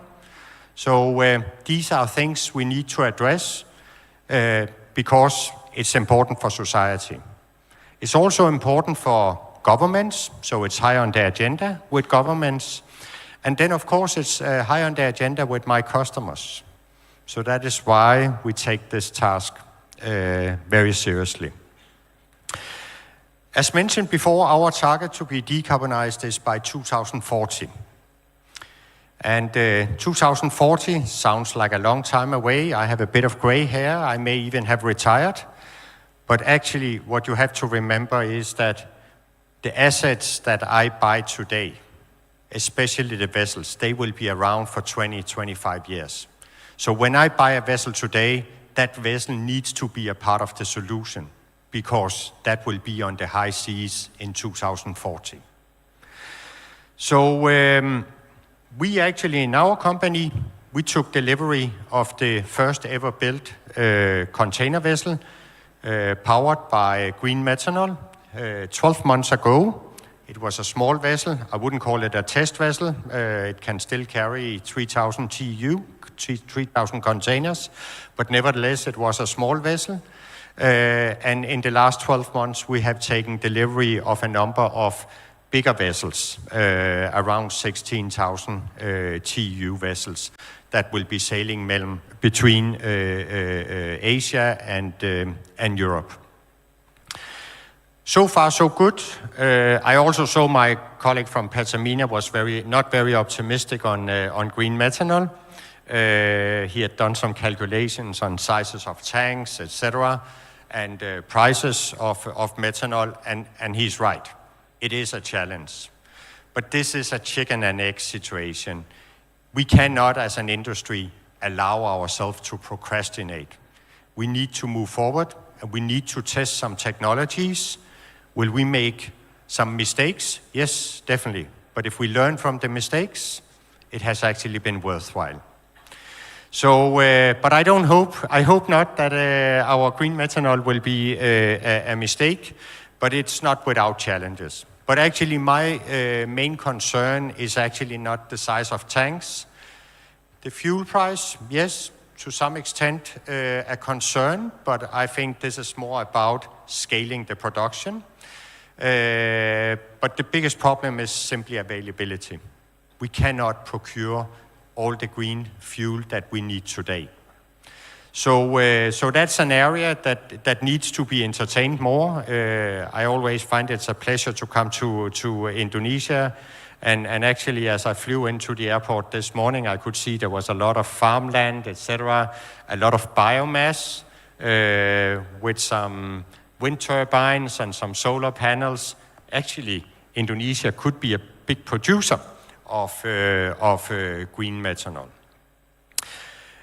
It will not be only methanol. There will also be other fuels. We will test down the road the first ship engines for green ammonia is being manufactured as we speak.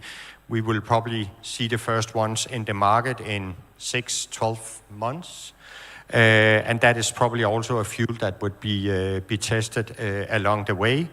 It's a very interesting fuel because there's simply no carbon in it. On the other hand, it's highly toxic. So it's a very tricky fuel. So that is my main concern. It's really the availability of fuels. I think we have a lot of the technologies available to actually build vessels that can run on these fuels, and then we could very fast be a part of the solution here. So, but I think we have a panel discussion, and I'm sure we will come around some of these questions. So let me stop here for now. Thank you very much. Thank you, Mr. Pedersen, for your fascinating presentation. Mr. Pedersen gives speech about to understand how multinational cooperation in the maritime industry adopt sustainable shipping practice. We can look at 3 key areas: ecological, human, and economic health. MNC are increasingly implementing practice such as reducing emission through cleaner fuel and optimizing routes to lower fuel consumption. They also invest in initiatives that promote labor rights and community engagement, ensuring that human health is prioritizing alongside ecological concern. Thank you very much. Now, it is time to invite your comment, question, or thought, or to share any idea on this discussion. I open the floor now and would like to hear for 3 delegates. Some view from you, please raise your hand and thank you. Yes, over there, please. The mic, give hand. Thank you. My name is Samuel Jose, Too bad I'm working for the coordinating ministry, but I'm gonna ask this question in my personal capacity to IORIS. I have a few questions after hearing about the demonstration and the presentation earlier. Perhaps I would like to focus on a question regarding the project in Indonesia, IORIS in Indonesia. So, as you know, regarding IUU fishing, I think it's quite predominant as well on the challenges in that particular matter. IUU fishing, and then we have also small-scale fishermen who might not know how to basically operate themselves in the EEZs, things like that, that might cause some issues and challenges in the field. Because I think the IRA system is better for the maritime industry who are much more developed. But I mean, in Indonesia, in IRS implementation in Indonesia, what are the common challenges? And do you see any areas for potential policy reforms? What are those? Because I think this will be a good stock taking as well for the stakeholders to understand. Especially, we are moving forward, and blue economy is one of maritime industry, blue economy, connectivity infrastructure are also part of the government long-term 24. Thank you. Thank you very much. I think we will invite another question or comment before we give opportunity for the speaker to respond. The second question, answer, and view. The second one. Oh, on the left, please introduce and to whom the question for. Okay, thank you very much for the opportunity. My name is Haikal. I'm from University of Indonesia. I want to ask to Mr. Jakub regarding your system. Indonesia has so many different equipments for military and security use from different countries like the USA, Europe, Russia, China, and so on, which often have very different technical specifications. So how will your company integrate your system to these various equipment with very different technical specification? Thank you.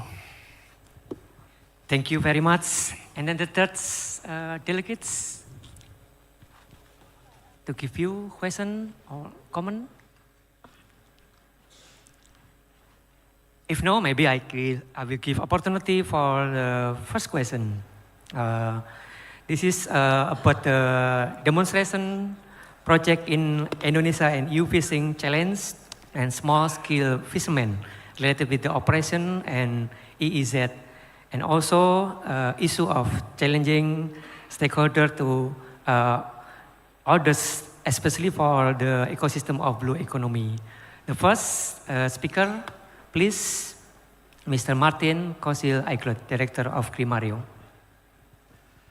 So thank you very much for the very pertinent question. So I'll repeat once again that IORIS was created to interconnect the maritime domain, to provide interoperability, originally just for government agencies, but now we're looking at the maritime sector as well, because ships at sea need to be able to interconnect with coastal states. Now, the question you raise is IUU fishing, which is an extremely important subject. And I was formerly in the UNFAO as a MCS consultant. And one thing I saw and realized is that fisheries monitoring centers need a tool to be able to interconnect with other fisheries monitoring centers of neighboring countries, so that, for example, blacklisted vessels can be exchanged with one another, and high seas operations can be coordinated amongst coast guards and navies. But fisheries monitoring centers also need to interconnect with the local coast guards who provide the assets to do enforcement at sea. So here, IORIS can serve and can offer to fill this gap. And when it comes to small-scale fishers, what we have done is we have developed a mobile application through which fishermen can interconnect with the Maritime Operations Center as well through IORIS. So that also exists. At the moment, it's only done in Kenya, but the model can be replicated elsewhere. And this model can be replicated also for merchant ships, which may want to interconnect with coastal states using mobile phones. Where we are with Indonesia so far. So far, we have provided a lot of training on the platform to Basarnas, Bakamla, and the Navy, TNIAL, and Kemenko Marves.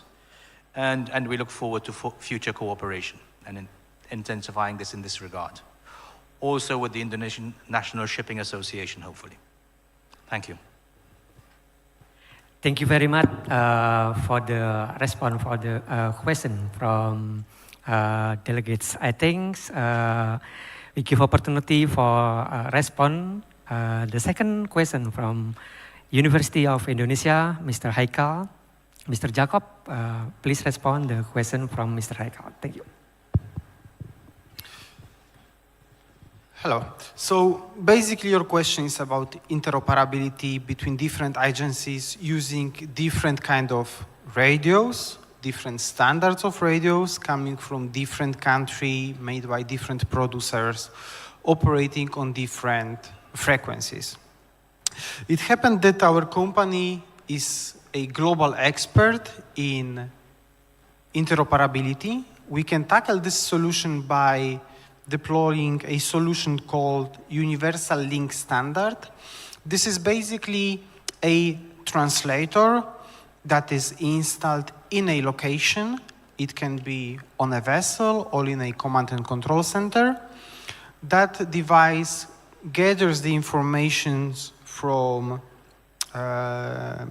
different assets that are operating currently in your country, and then translate the information from one asset into another asset in the language that that asset would understand. For example, you may have some fighter jets operating on link 16.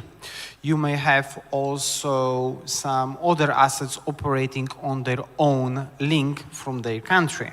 So what we do, we actually have this ULS device that gathers information from both sources.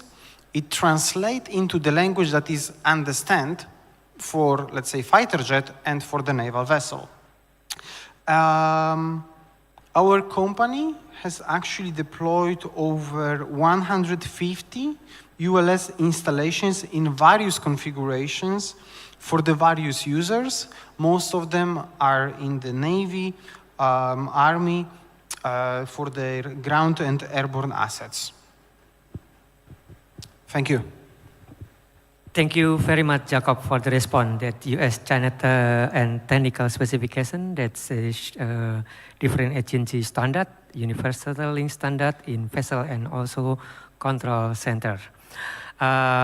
Distinguished delegates, ladies and gentlemen, maybe I still give one more opportunity for delegate to give maybe question or comment or maybe confirmation, something like that. Yeah, over there, please. Yeah, introduce and also the question to whom for. Thank you. Thank you for this opportunity. My name is Molidia for Defense University. I want to ask a question for Dr. Martin. Given the diverse range of stakeholders, varying capacities, and sometimes conflicting interests among Indo-Pacific nations, how does Crimeria, especially IORIS, plan to ensure that its efforts in information sharing and maritime domain awareness are both inclusive and sustainable? Specifically, how will Crimeria and IORIS address the challenges of data sovereignty, cybersecurity, and the differing levels of technological infrastructure across the region? Thank you. Thank you very much, Mr. Martin. This is the opportunity for the second time to respond the question. Please, time's yours.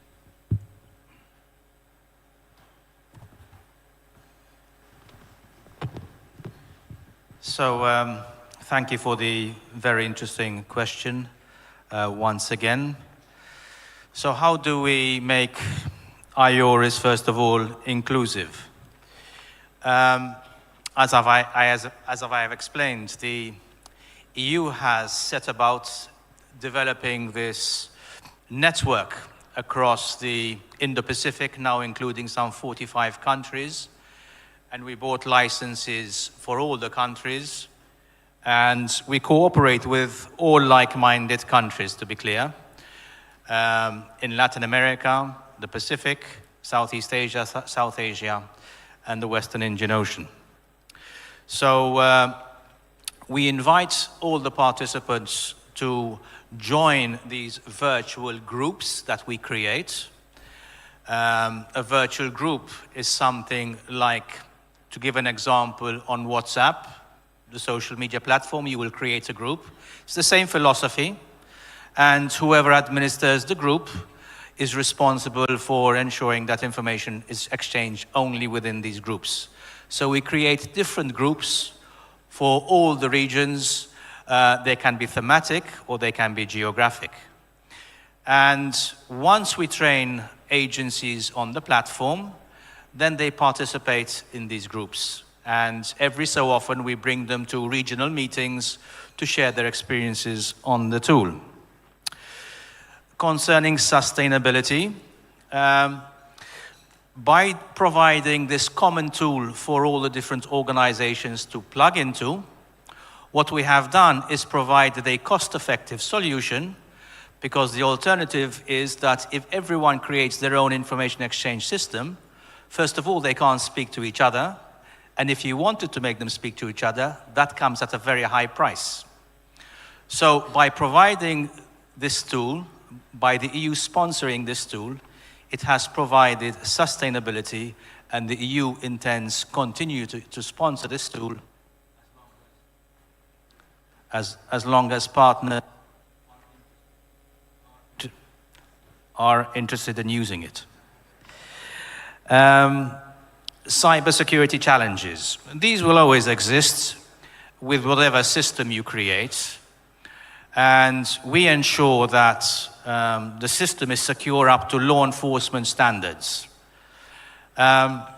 If you don't use IORIS, to be quite frank, which offers a common operational picture, what would you use? You would use email, and you will use other social mobile phone applications, such as WhatsApp, such as Viper. So what we provide is an alternative, which is much more secure, user-friendly, and provides also dynamic maps included in the chats. So it's a step up above what the alternatives are. Thank you for the question.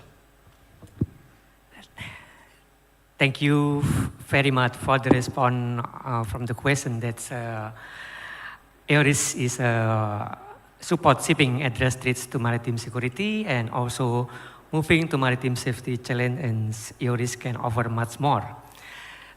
Based on the summary of the presentation and the question and answers. I would like to thank all of the participants for your active participation and contribution to the discussion. I would like to use this opportunity to once again express my sincere gratitude and appreciation to all speakers who have shared their talk with us on every issue discussing in this forum. The exchange of thoughts, ideas, and questions is moving us a step closer toward a more strategic partnership for the sustainable maritime industry, or through the open exchange of insights, concepts, and queries. We are progressing towards a more intentional collaboration for the sustainable maritime sector. I would like to emphasize some key points from today's discussion that could serve as a foundation for understanding strategic partnership for sustainable maritime industry. Distinguished participants, ladies and gentlemen, again, let us give a big applause for the speaker. Thank you to the distinguished speaker for the exciting and meaningful presentation. All of the points discussed are critical and essential steps to empower strategic partnership in managing maritime security in the region. Thank you. The discussion session is adjourned. Thank you very much.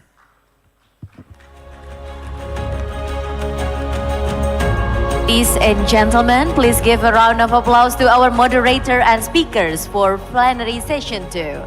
For next, we would like to have token of appreciation to the speakers and moderator of session 2, then followed by group photo session. Therefore, may we kindly invite to the stage the interim governor of Lemanas, Lieutenant General Eko Margiono.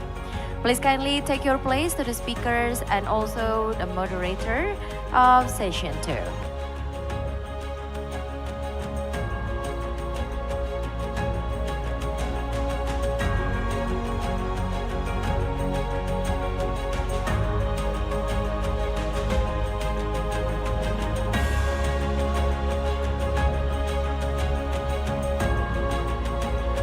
The appreciation is given to the speakers and also the moderator of session 2 of Jakarta Geopolitical Forum 2024 Day 1.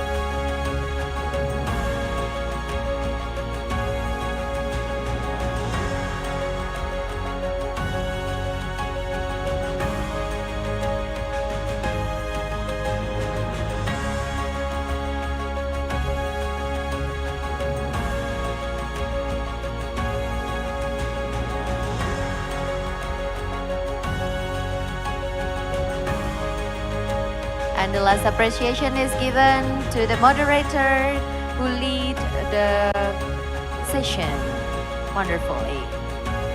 So next we will be taking photo. Please kindly take your place. On my count, ready, 1, 2, 3.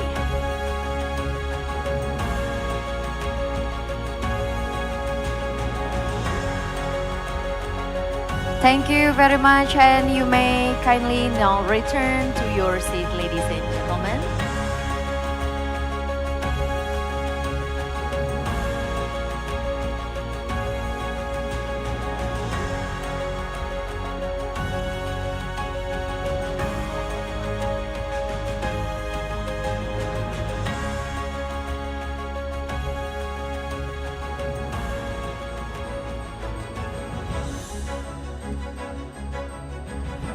Ladies and gentlemen, we have come to the end of Jakarta Geopolitical Forum 2024 Day 1. Thank you to our panelists and moderator, and also thank you to our participants for making today a success. We invite you to join at welcoming dinner in this ballroom at 7 in the evening. Once again, please join in our first 2-second session tomorrow. I am Linda Asiri signing off. Om Santi Santi Santi Om. Good afternoon. Billahi taufiq wal hidayah. Wassalamualaikum warahmatullahi wabarakatuh.